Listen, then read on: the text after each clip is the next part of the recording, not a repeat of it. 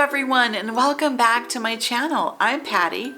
I go by Pattymac Makes everywhere online. In today's video, we are going to shop my stash.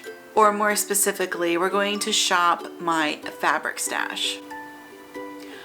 The thing about this origami cart is that it has two different sizes of drawers. So it has a more narrow drawer that's up top. There's 4 of those. And down below I have 2 really deep drawers. And while it is great for storage, the issue I'm having is I fold the fabric up, I put it in there, I forget what's in there. So let's go to the lowest drawer, which is a large drawer, and see what's in here. And I'm just going to pull fabric out, just like we were doing a shopping haul, and let you really see everything. This one I used to make Christmas napkins, and I still have the better part of a yard of that left, so that's a really nice cut. I did actually unbox this one on camera a couple of years back. I think I might have been wearing the same outfit. Hey, at least it still fits. You know, this is like a success to me. If I can still wear the clothes that I was wearing last year, the year before that, when you get to be my age, that's winning. Okay, so this is little cats with glasses, and I love this fabric. I have made a project out of it. I've made a couple of projects out of it, and it always makes me smile to use it. The vintage simplicity ladies, I just love them. I bought these 3 to go together, and I still think that they look really good together, so I'll come up with something for the spring or the summer that uses those 3 prints together. I would like to add that so far everything except for the very first fabric is all from Joann. Okay, I've got a whole bunch of this, 2 or 3 yards. I liked this because it reminded me of a vintage print. I probably got it to make an apron, but I'm finding I'm not really wearing aprons, so I don't know what I'm going to do with it, but I still really like it.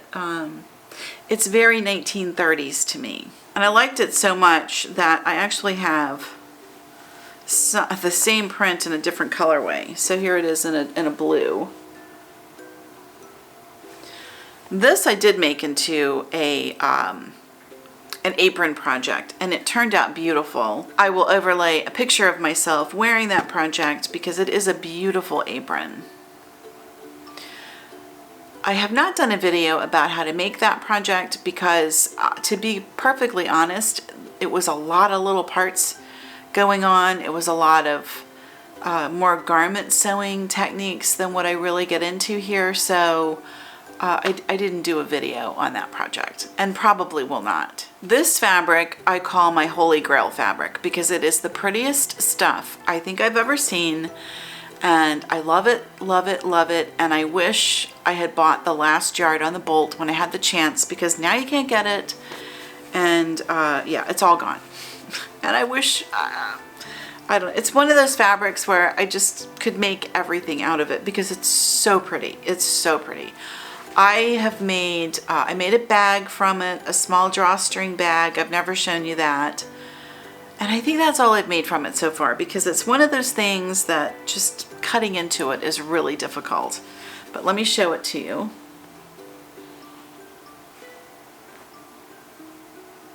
It's one of those things that you need to see it in person to really appreciate how pretty it is, but it's got just a little bit of a glimmer to it. Oh, it's so pretty.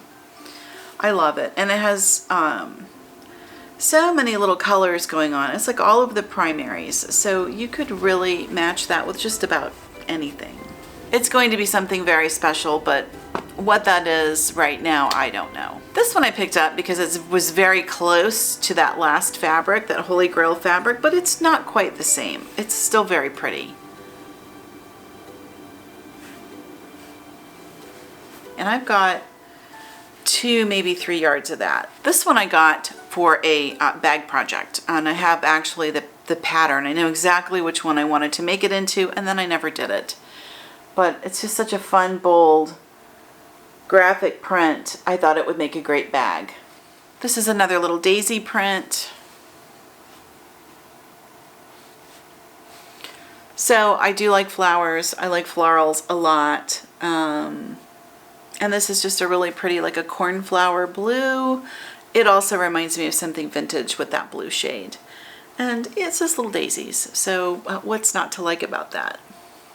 This one I've made little animal softies from, and it's a very cute little print in animal softies.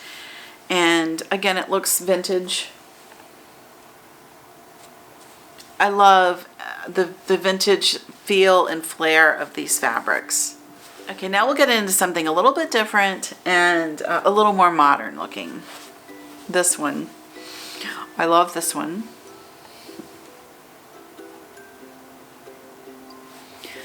Okay, let me tell you about this one. So this one I love. I know this is a knockoff on the Rifle Paper Co. I know that. It's a total knockoff on that print.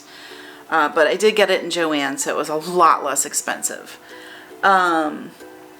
Another thing I'll tell you about this is I found it, the same print, but the scale is a little different. So on the other fabric that I found, which was a pre-quilted, the scale is larger. But I found this print on the already quilted fabric, and I used that to make placemats. I used that pre-quilted fabric to make those placemats, and I love them. We're using them right now. They're beautiful.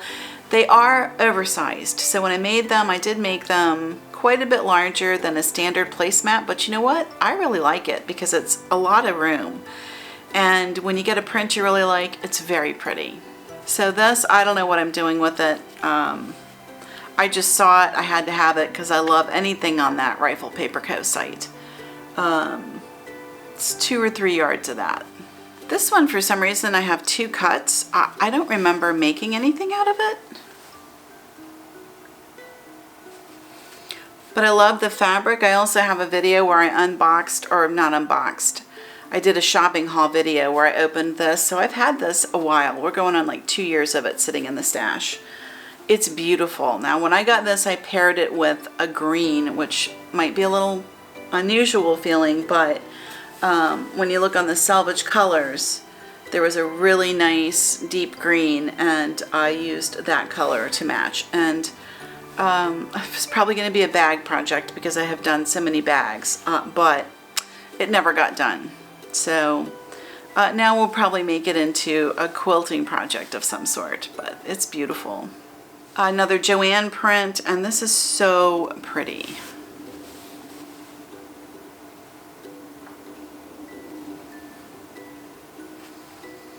This one really has a very wide gamut of color. It's got 16 colors in it, and they're all here in your printing guide. So if you were trying to figure out what to match with that, you could just go along this piece of salvage, and if you find something that is in any of these colors, it's going to go with this. So that's how I would go about matching something to it. I would tend to probably go down into this range of things and go more complementary. I like a complementary balance to things as opposed to going analogous, which would be more in this family. Although that light pink would probably be pretty, but anyway. Color matching would be for a different video. So today let's just appreciate this gorgeous print. The last 2 things in this bin are not Joann. So this one came from our local quilt shop, which is called Sarah's Thimble. I've only been in there once. It was very nice. I would like to go back. She does long arm quilting, and I'm wanting to call her and see if I could come over on a day when she's doing the long arm and just, you know, meet her and film a little bit about that process. I think it would be interesting. I know she's busy with it because I checked her website, and it's a 6-week turnaround for getting anything on the long arm. So she's busy. This fabric I bought for my birthday. It'll be 2 years ago this summer, so it's been in the stash a while, but I just haven't been able to cut into it. And here it is. It's little like circus horses and a really cool bird. And this is Rifle Paper Co. fabric. This is the real thing. And even their selvage is beautiful. I mean, look how pretty that selvage is.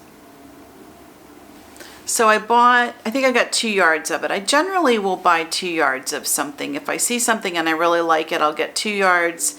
If it's a really good price, I'll get 3. Because, you know, you never know what you want to make unless you are shopping with a specific project in mind, which is really the best way to do this.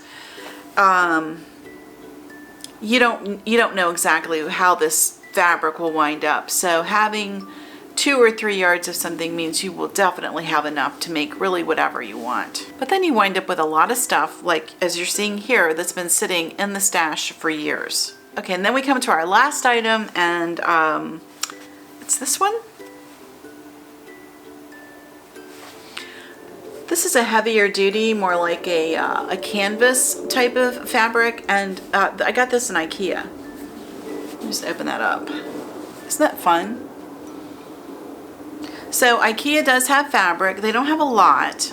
Maybe other stores have more. I don't know. Ours doesn't have that much, but it's a lot less expensive for what they do have. And to be honest, you could buy like their curtains and use that for fabric. Because a lot of the curtain fabrics are in the fabric section. So if you saw curtains you really liked that you thought could make, I don't know, fun quilt backing or whatever you want to make, really. Anything that's a cotton product.